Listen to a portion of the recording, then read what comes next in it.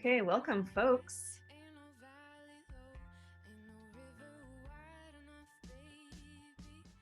For those folks who are comfortable turning on their cameras, I would really love to see your faces. Join us in this space. It's going to be intimate as we take a journey together, learning about networking. Hi. I'm sure folks will continue to pop in, but I think we're going to go ahead and get started. We like to start and end on time as a practice. So we're going to go ahead and get started. So I want to say good morning to all of you and thank you so much for being here. It's really nice to see you. It's always a pleasure to see the faces of Semester in Dialogue alumni who come back for events like these. We love to have you. We love to see you. So thank you so much for joining us. Today's workshop is set to be of great value, especially for those of us who are just beginning the practice of building our network. And for some of us who maybe already have a network, this will be a really great refresher. So we're all going to learn something today and walk away with skills to support us. So before we begin, I want to talk about the space that I occupy, which is on the unceded stolen lands of the Coast Salish peoples, including the Musqueam, the Squamish, and the Tsleil-Waututh. I have a view of False Creek from where I sit.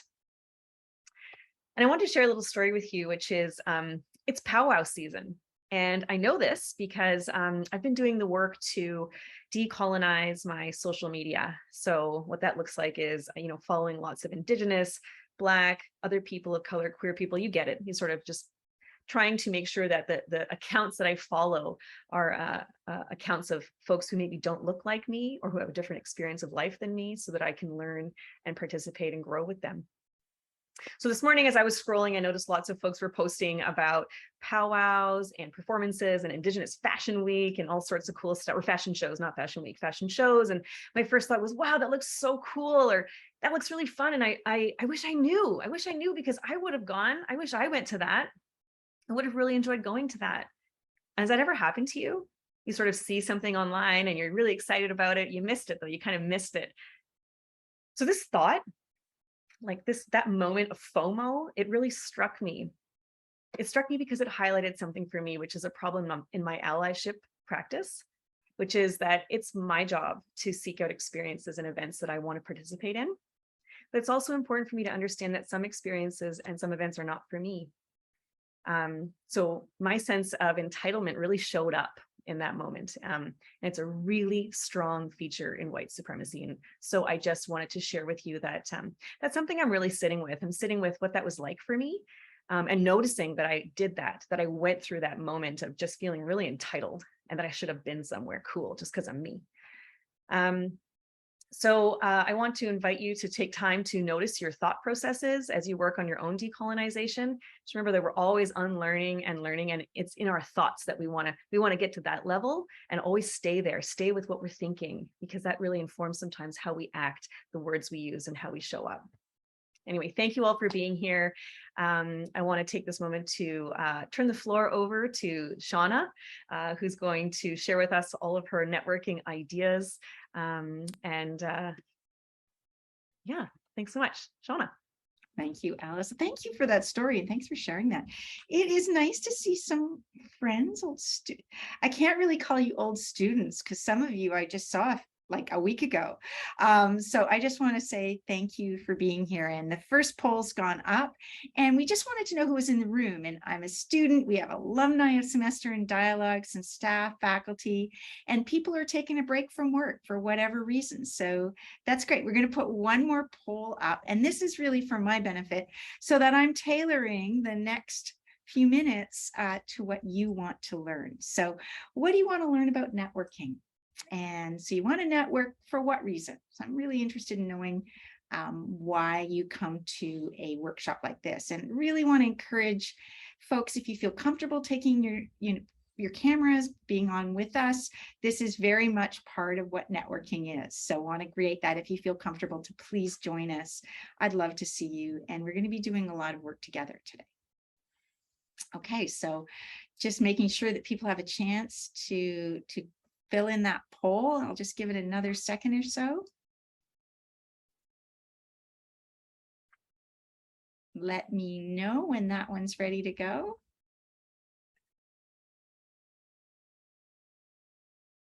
Great.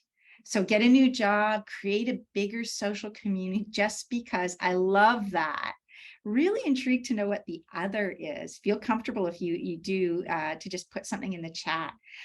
I think what I want to do is I want to take the next hour to share what I've learned a little bit about networking and my own philosophy, but really I want to learn from you too, because that's what networking is. And I would have to say some of my best teachers on networking have been people under the age of 30. Some of my greatest lessons around networking have come from people who are, I will say, younger than me. I won't say how much younger than me, because many of you know me and know my age. But so my personal networking philosophy, and it really came, I was in 4th year at SFU, and I had a professor, and her name was Beverly Gartrell. And I worked with her for 3 years. She worked on women-led households in Tanzania. I was an anthropology student. And I referred one time to people as networks. And she stopped cold. And she said, wait a minute, what did you just say? And I said, well, I need to learn how to network better. I just need to. And she said, okay, you and I are going to have a conversation here. And she said, as long as you think of people as a network that are there to drive you forward, we're not on the same wavelength. We don't share the same values.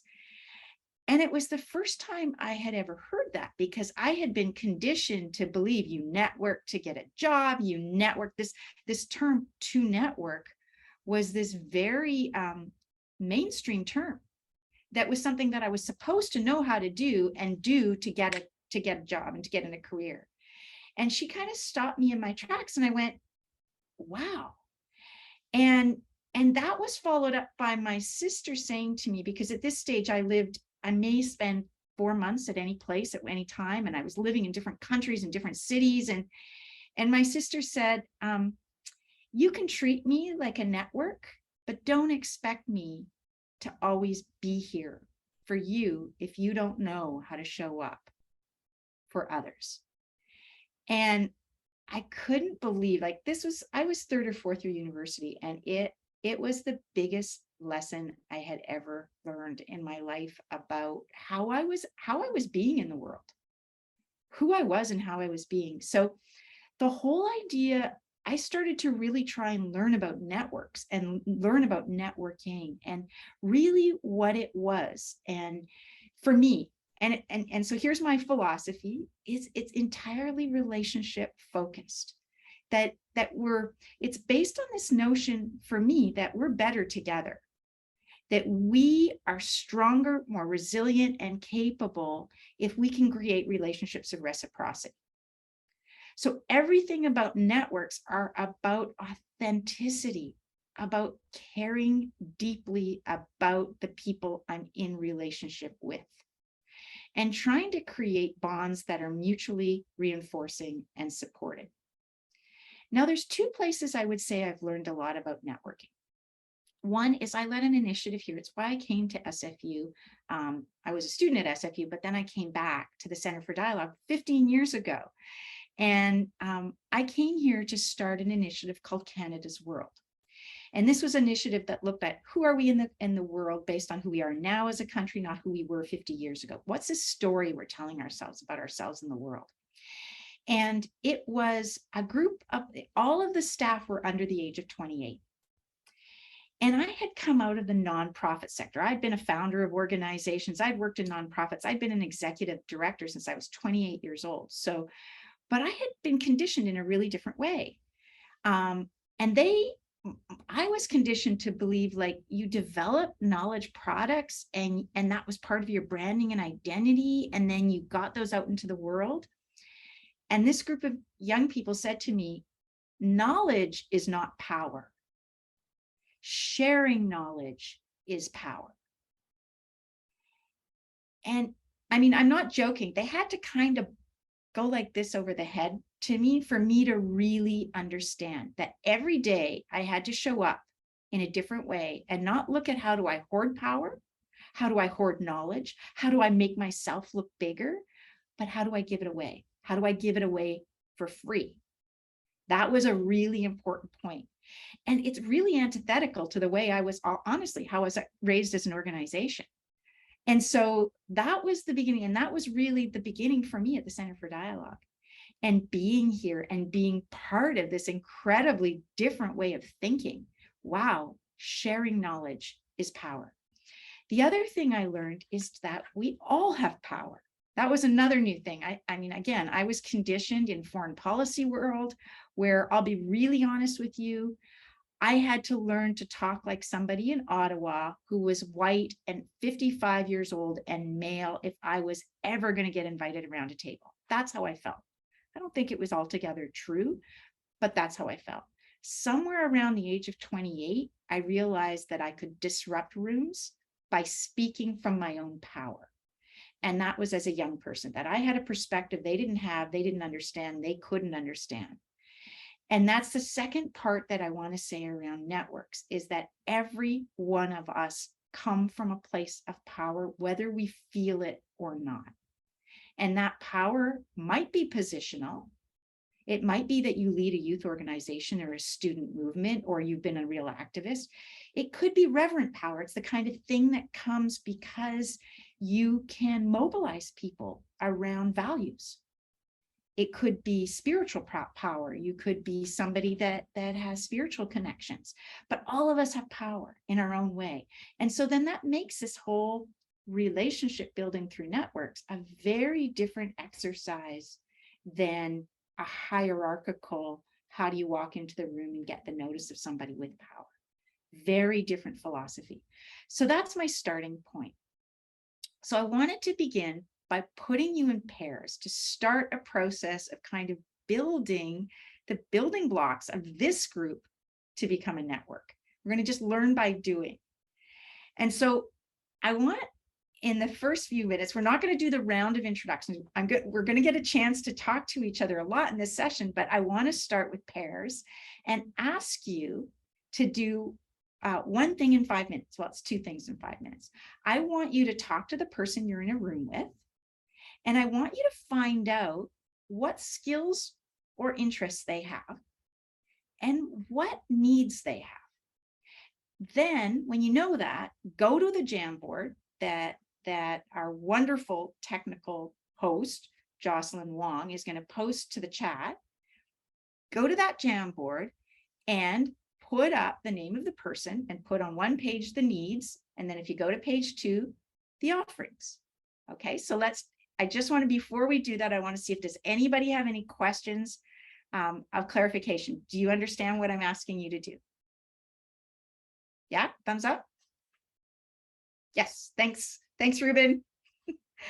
Okay, so I think we're ready to go. And if you wouldn't mind, thank you. And we'll head into the pairs. Maybe people didn't get a chance to do that. So first thing I wanted to ask is, as we go, and we're going to take a moment and just look at this Jamboard. And if you feel comfortable, if you could put your name on the thing that represents your need or your offering. And that's part of what networking is about, right? It's about being clear on what you need and being clear on things that you can offer. So if you take a look at that,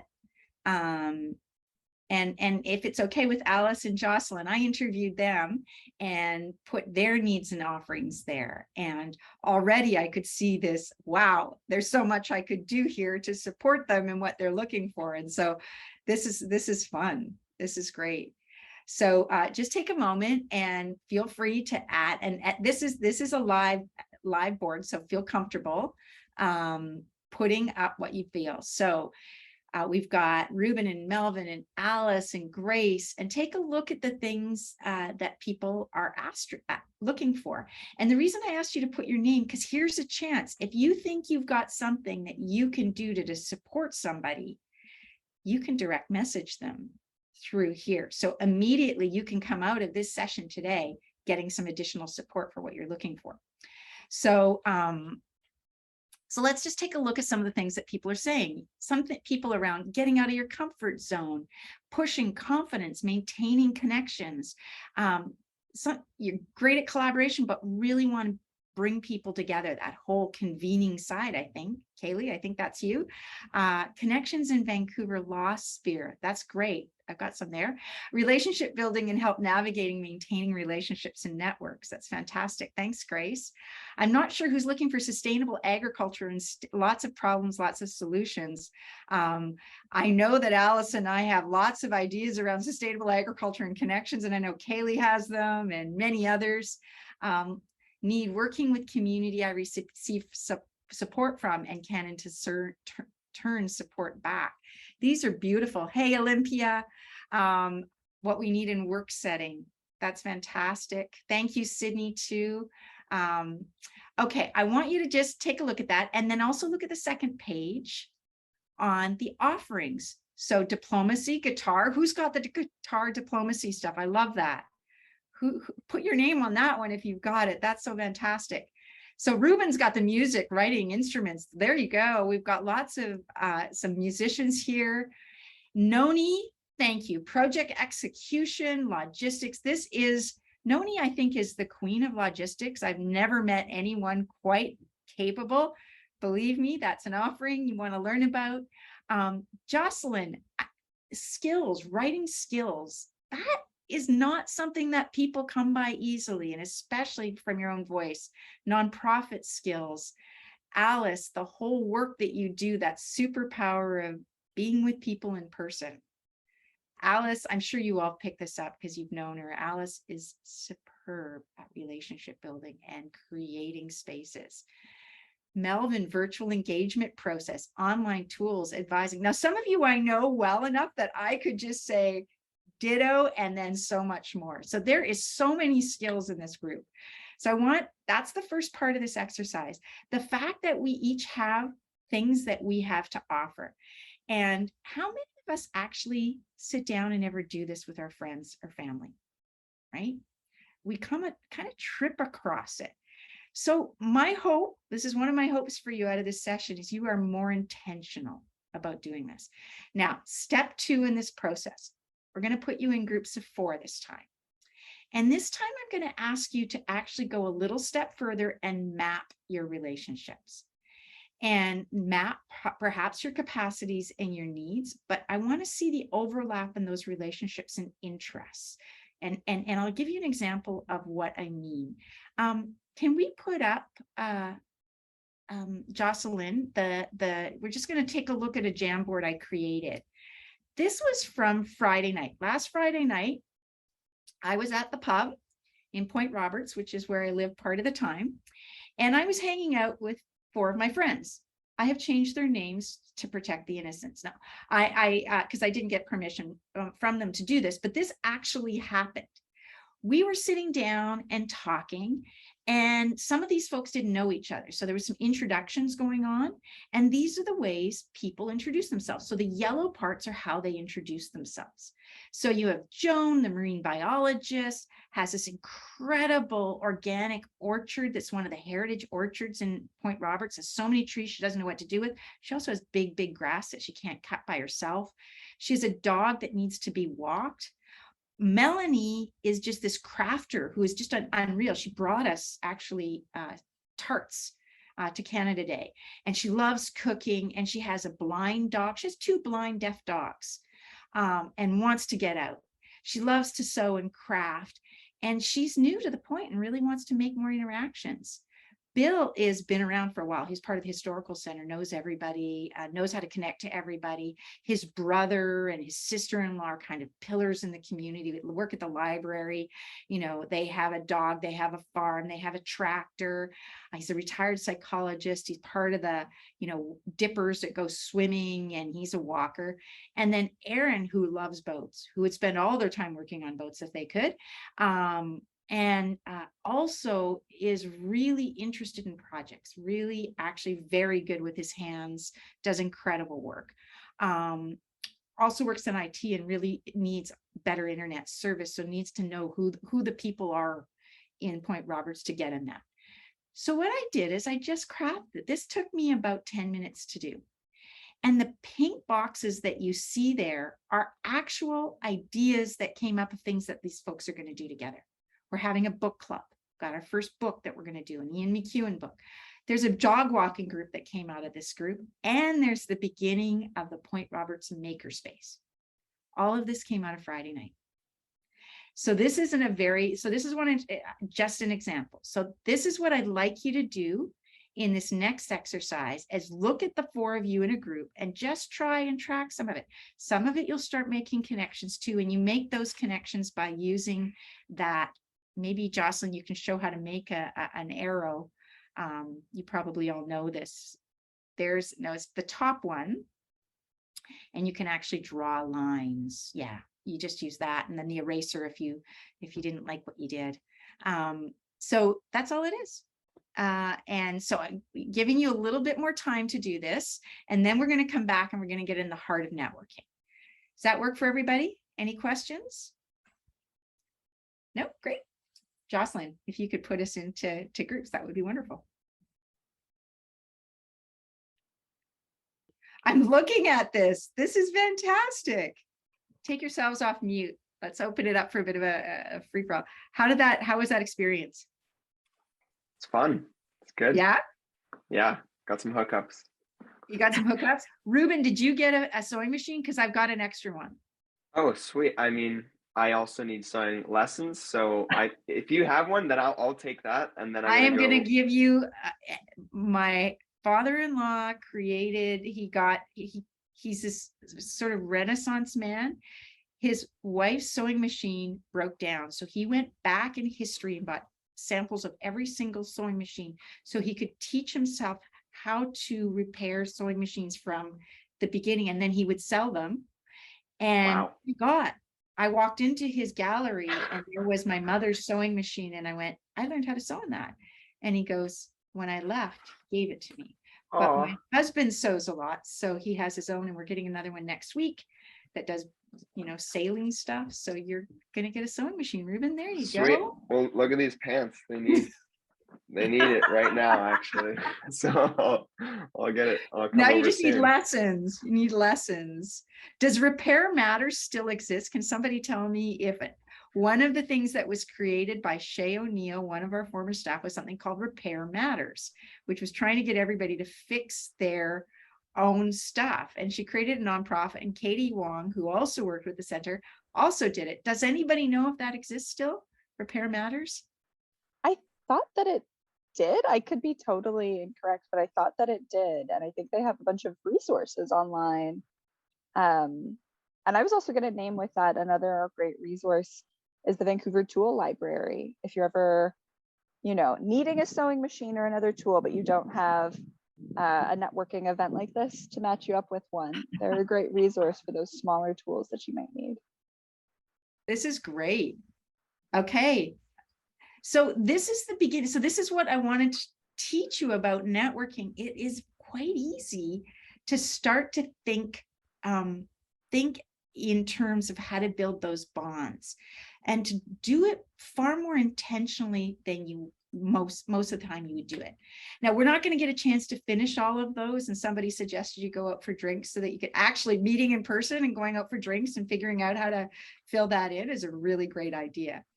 But I also want to take a few moments to talk about some of the harder parts of networking, because we're in Zoom. It's a kind of constructed space, so it's a little bit easier. But I want to talk about what it is to network when you have to go into rooms where you don't know anybody, and it's really uncomfortable. How many of you don't mind walking into rooms and engaging in small talk? How many of you are good at that? You're good at that? Alice, you're good at it. Christina, yeah. Ruben, not so sure. Is it Joaquin or Hokim? Oh, it's Joaquin. Joaquin? Yeah, I'm comfortable with it, but I'm comfortable with it, but not good at it. Okay, you're comfortable with it. People find this unusual, but I hate it. I'm not good at it. I mean, I've really pushed myself. I get sweaty palms. I am just like, I get really, don't feel good about walking into those rooms. My personality feels like it should be good at that. But what I tend to want to do is go into the corners and stand and sit there in judgment of everything going on, right? And watching the power dynamics and seeing who's the introvert, who's the organizer. And it's really kind of a destructive role to play when you walk into those rooms. So a long time ago, I was about 22 and I worked in international solidarity work. And I was supposed to go into a room and work it to raise funds for something called Proyecto Accomplimiento. And that was people returning back to, refugees returning back to Central America. And I didn't want to do this. And this major fundraiser, I'm forgetting her name, but she said, yeah, I just want you to think the next time you have fear, Shauna, of walking into that room, of what they're walking into and the fear that they have as they return home to see their homes destroyed, their neighborhoods, and they don't even know if they'll be safe going home. So I just want you to think about their journey and your journey of walking in that room. And I thought, oh my God, that put it into such perspective that the fear I felt like was just so first world, disgusting, like get over it, like get over yourself is what I came to on that one. So I started to develop a practice. I would actually challenge myself when I'd walk into rooms, because seriously, if you ever are the first to greet me when I walk into a room, my hands are going to be sweaty. So I developed this challenge of actually going in and introducing myself.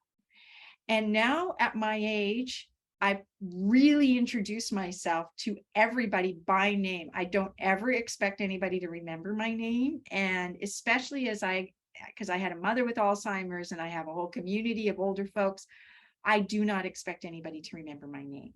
So I will go in and I will introduce myself by name. I won't assume that the person knows my name. And I put my name tag on my left side just so that it's easier for people to see. So that's the first thing I do. And I go and I try when I walk into a room.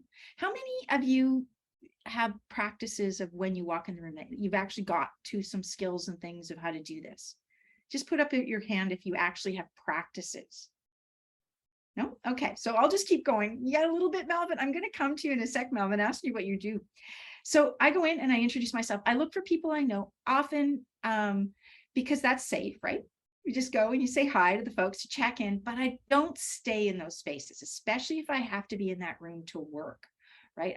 I'm in that room, and if it's to work, I'm going to move out and start to really build other relationships. So sometimes, there's the folks that go to and hang out the food. I try and get to the food. I dragged Kaylee to the food last night at a City Hive event. Kaylee, I haven't eaten yet. I've been having so many conversations. Can we go get some food?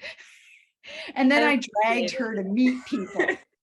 So that's the next thing I do is I try and identify where people might be alone. So I'll go and talk to them. And then I want to ask them questions about themselves and what they need and want.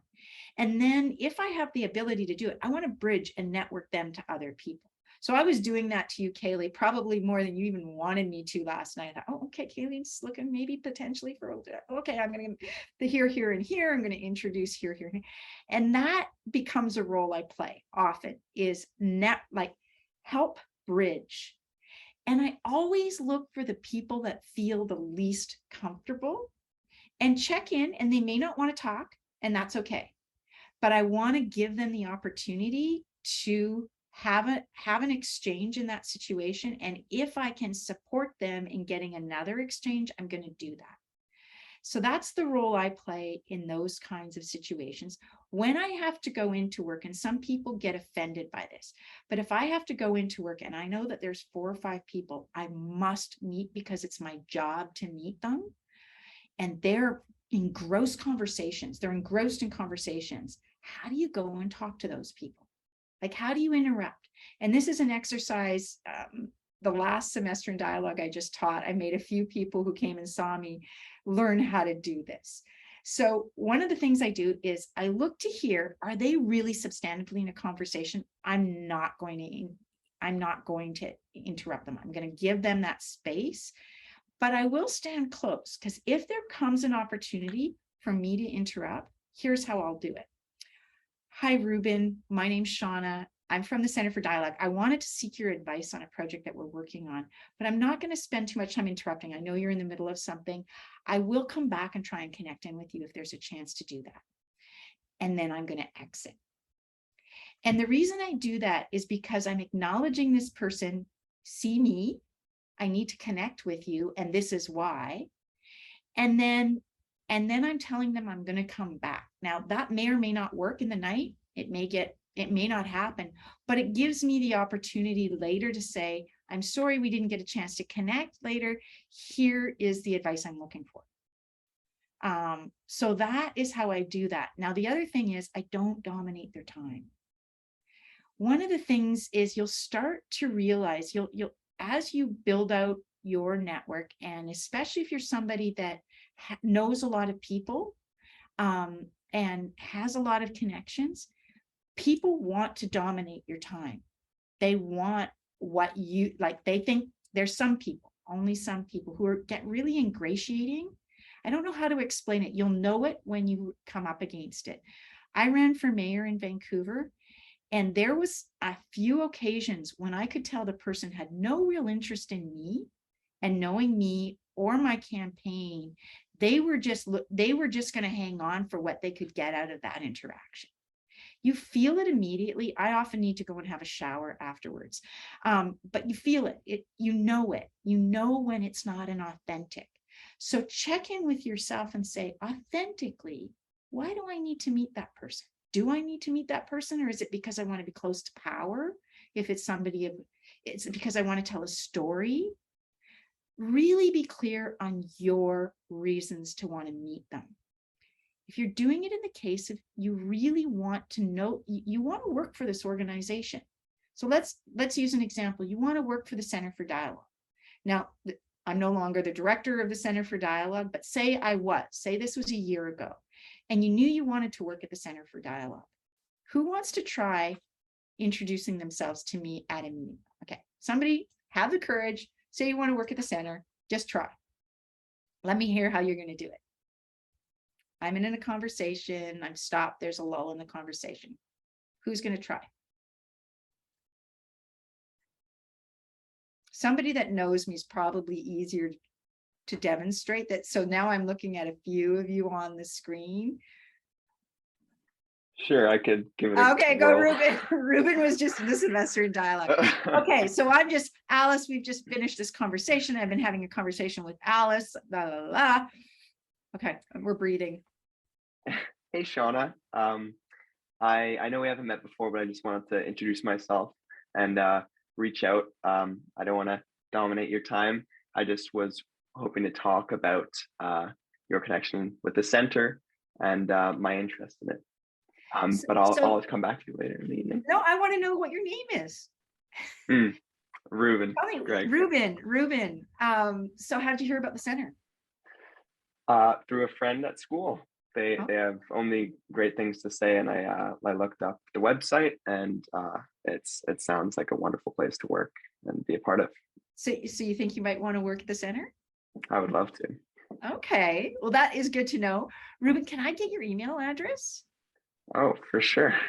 What area do you want to work at the center? Like, what are you thinking? What are some of the areas that you think that you'd like to work at? I actually heard your talk on CBC, your discussion about democracy, and that really interested me. So I was hoping to do You something. mean where I said dialogue, I wanted to see it spread like a virus? That one? Yes. Yeah, you nailed it. Rewind, embarrassing moment. Okay, so what I'm going to try and do, and okay, so in that sense, I'm in a positional power situation. So I get a choice to make there. Do I write this person off and say, I have no time for you? Or do I actually authentically engage with them and understand who they are? Because this could be a perfect next person that's going to work at the center. This one's a hard one for me because I used to get so many calls in a given week saying, can I meet you for lunch? And at one point in my last job, we actually tracked it. I was spending 60 hours a month on these things and not spending the time with staff I needed to spend with staff. So we had to curb it. So then we started to go that I would only do these on certain afternoons. But it's one of the hardest things that over time, as you develop a bigger network, it's really hard to mitigate. But the thing that I want to do in those situations is I want to be present to that person for as long as I can be. And often, if you're present for 2 or 3 minutes and there's an exchange, so I want to give that person an opportunity to tell me who they are. And in turn, I want to say, Ruben, one of the things that we do at the center is we post everything. So I'm going to suggest that you take a look at the center's website every couple of weeks, but I'm also going to suggest that there's opportunities to engage in small contract works that come up for people with certain skills. And so I'm going to give your email to our student and engagement coordinator, and she's going to put you on a list of people that we let know about contracts that come up for where it's a smaller amount, but for any salary positions, they will go for full posting. So that's a give and take, right? You've told me and I've spent the time. And so that's one of the things you could do. So I wanted, we only have 5 minutes left, and I did want to do one other thing. And this is something that has served me extremely well. When I first graduated, I started to map the people I knew, and I maintained a database. And that database, from basically, at the beginning, the database was more in books and in Rolodexes, but I was one of the first to adopt a database for myself. And I used the same database for almost 10 years.